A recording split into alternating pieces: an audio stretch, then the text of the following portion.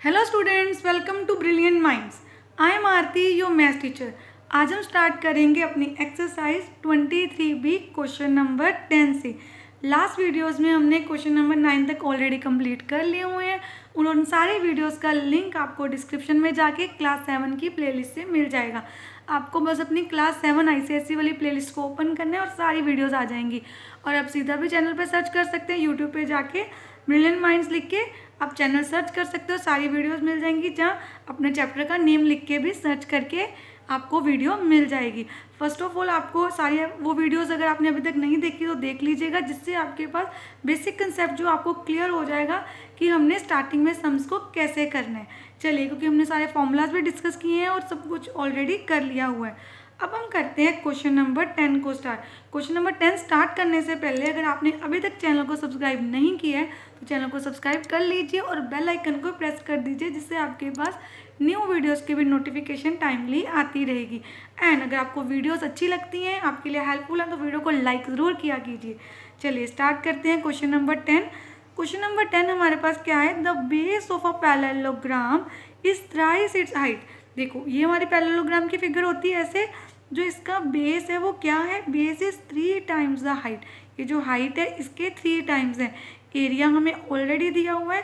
Find the base and height of the parallelogram. अब देखिए, हमने ऐसे फिगर ड्रॉ कर ली। ये हो गया आपका बेस और ये हाइट है। तो हमने क्या ले लिया? Let the height of parallelogram be x। तो हाइट x है। उन्होंने क्या बोला था? हाइट क्या है? 3। जो हमारा बेस है वो क्या है? 3 टाइम्स द हाइट।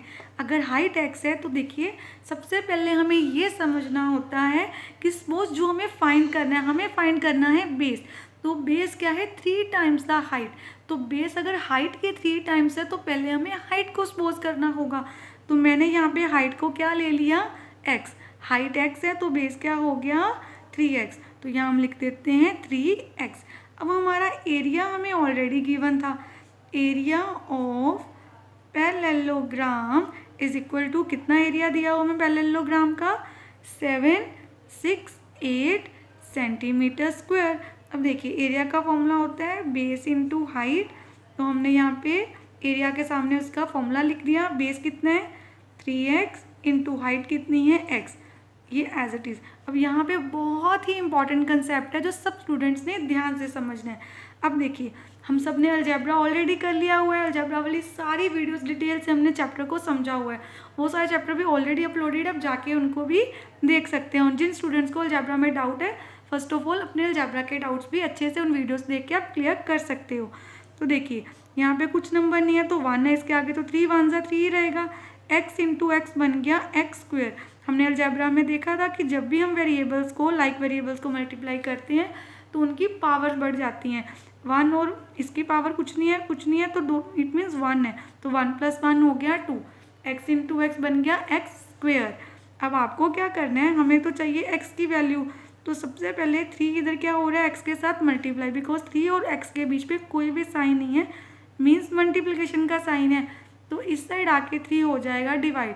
तो पहले इसको डिवाइड करते हैं। 3 1 जा 3 2 जा 6, 3 5 जा 15 एंड 3 6 जा।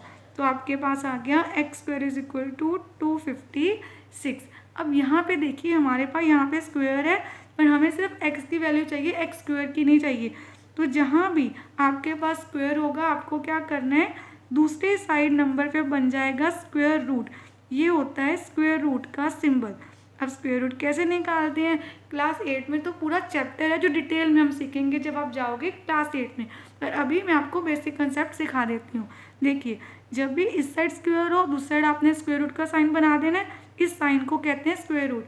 अब आपको क्या करना होता है? सबसे पहले जो भी आपका गिवन नंबर हो उसके लेने हैं प्राइम फैक्टर्स।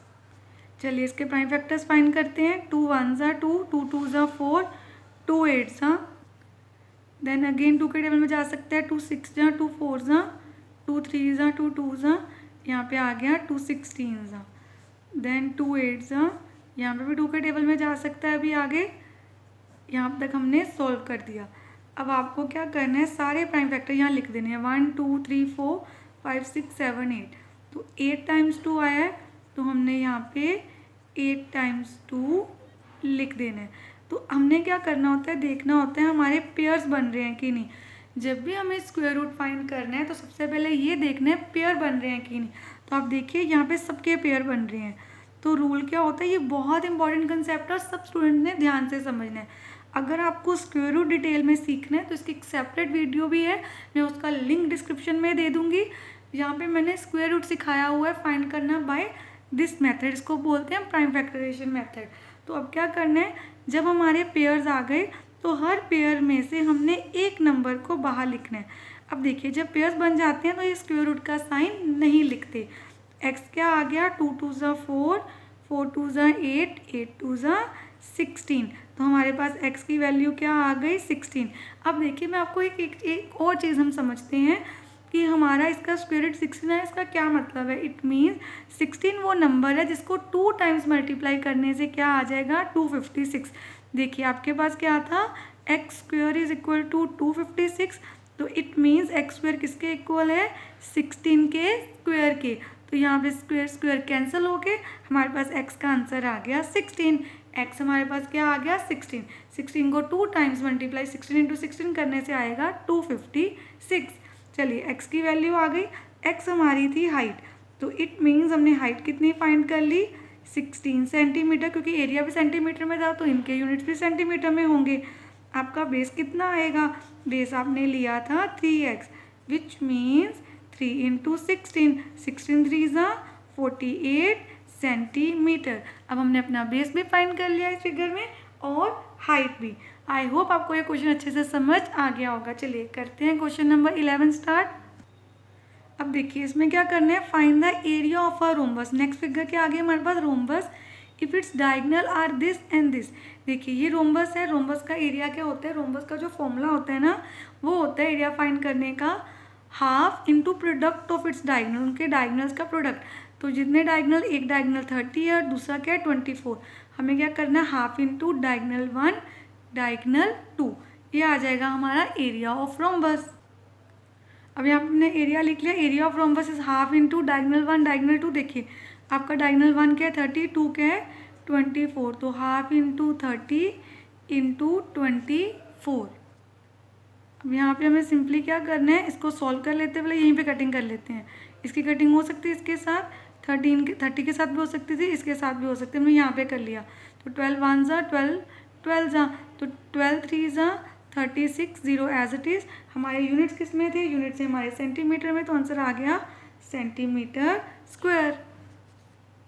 अब यहाँ पे हम लिख लिया एरिया ऑफ रोम्बस गिवन था 1112 क्वेश्चन नंबर 12 में। देखिए क्वेश्चन नंबर 12 में हमें क्या दिया हुआ है, if the area of rhombus is this and one of its diagonal is this. Diagonal already दिया, हमें फाइंड करना है अदर डायगोनल। तो हमने यहाँ पे लिख लिया सेकंड डायगोनल ये है। एरिया का फॉर्मूला क्या होता है, एरिया ऑफ रोम्बस का फॉर्मूला होता है हाफ इंटू डायगोनल 1 डायगोनल 2, जिसकी वैल्यू हमें ऑलरेडी दी है 112। हमें बस वैल्यूज पुट करना है, half into diagonal 1 diagonal 2 is equal to 112। Diagonal 1 कितना है 14, डायगोनल 2 हमें नहीं पता, तो सबसे पहले 2 1 ज़ा 2 7 ज़ा, तो D2 यहाँ पे आ गया 7 इंटू D2। यहाँ पे क्या कर दें, हमें तो डायगोनल 2 की वैल्यू चाहिए, तो 7 इधर मल्टीप्लाई हो गया, इस साइड आके 7 को कर देते हैं डिवाइड। तो यहाँ पे 7 1 ज़ा 7 1 ज़ा 7, 4 बच गए 42, 7 6 ज़ा 42। तो आपके पास क्या वैल्यू आ गई, डायगोनल 2 आ गया हमारे पास 16 centimetre. Question number 13, one side of parallelogram is 18 centimetre and area is given. देखिए हम सबको पता है पैरेललोग्राम को कैसे बनाना है, ये देखिए ये हमने पैरेललोग्राम ड्रॉ कर दिया। उन्होंने बोला one side of parallelogram is 18, ये भी 18 हो सकती है, ये भी, सपोज हम इसको 18 लिख देते हैं कि एक साइड 18 है और एरिया भी हमें गिवन है जो इस पूरी फिगर के। Find the distance between, distance of the given side, this side जो आपको दी है, फ्रॉम इट्स ऑपोजिट साइड, इसके ऑपोजिट साइड कौन सी, ये। तो इट मीन्स ये आपको निकालना है, distance between given side and opposite side. ऐसे फिगर को अच्छे से समझना है, गिवन साइड दी हुई है, ऑपोजिट साइड ये है, इन दोनों के बीच का डिस्टेंस ये होगा।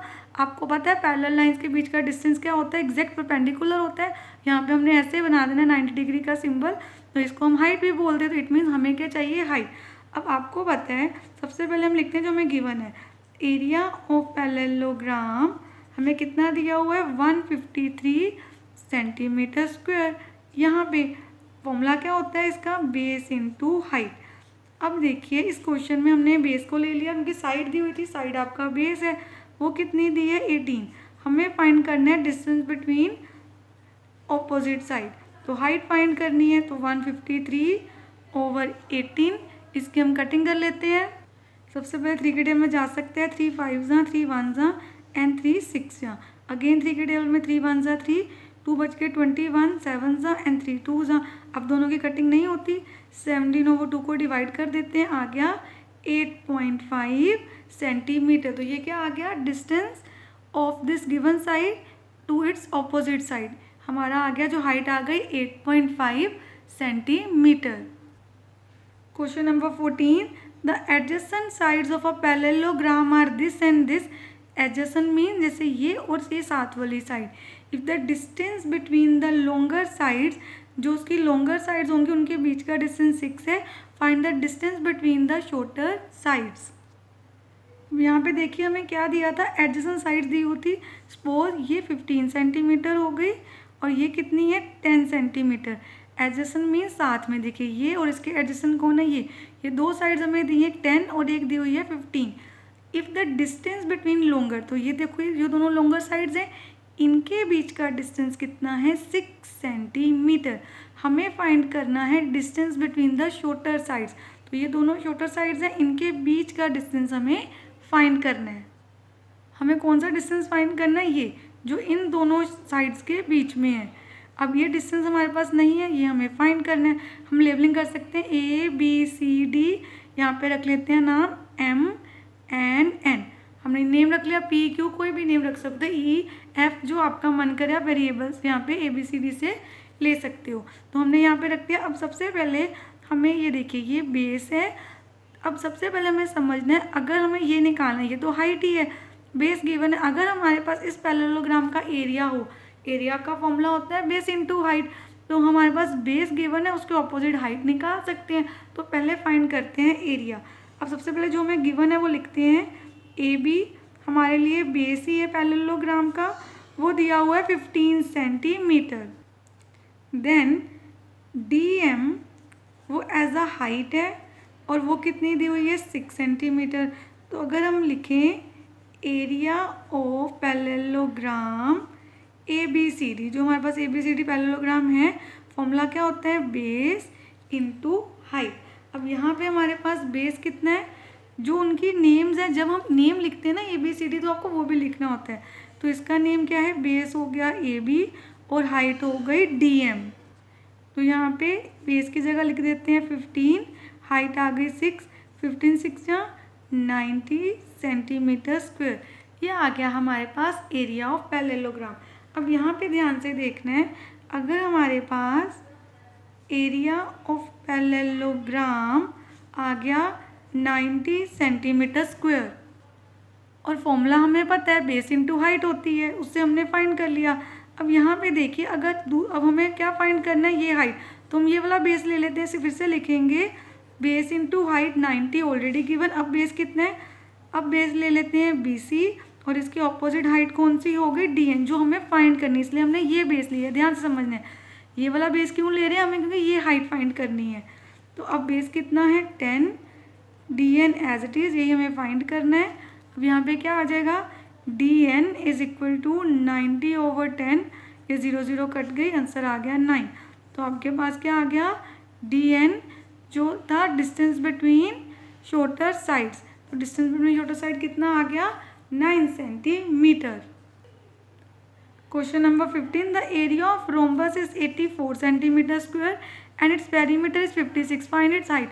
अब बहुत ध्यान से सुनना, देखिए अभी हमने क्या समझा था कि रोम्बस का एरिया होता है half into diagonal 1 diagonal 2, but अब ध्यान से देखिए रोम्बस एज अ पैरेललोग्राम ही होता है, क्योंकि रोम्बस के ऑपोजिट साइड्स पैरेलल होती हैं, तो रोम्बस भी पैरेललोग्राम ही है, तो रोम्बस में पैरेललोग्राम वाला फॉर्मूला भी लगता है एरिया निकालने के लिए।